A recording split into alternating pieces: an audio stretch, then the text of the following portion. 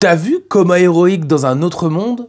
J'en ai pensé quoi? Après 17 ans de coma, l'oncle de Takafumi prétend avoir vécu dans un autre monde. C'est un véritable ovni, pas sans défaut, mais j'ai trouvé ça bon. Clairement, c'est l'anti-isekai. Pour ceux qui ne connaissent pas les isekai, c'est un type de manga animé où le personnage principal se voit téléporté, amené ou transposé dans un autre monde. Il y en a énormément. Ici, on prend carrément le contre-pied, c'est clairement une parodie et ça marche. On prend tous les clichés et les stéréotypes du genre et on les exagère encore plus pour s'en moquer. Ce qui rend cet animé très drôle, on a un héros qui ressemble plus à un loser qu'un héros habituel, mais qui est doté de pouvoirs exceptionnels et qui se voit entouré par de belles jeunes femmes. Mais il enchaîne les décisions débiles, ne remarque pas les attentions qu'on lui porte, et paraît même parfois débile dans beaucoup de situations. À chaque épisode, il raconte à son neveu des histoires qu'il a vécues dans l'autre monde. C'est comme si on avait un animé dans l'animé. Ce qui donne une alternance entre scènes de fantaisie de l'autre monde et scènes plus classiques dans leur appartement avec les réactions du neveu.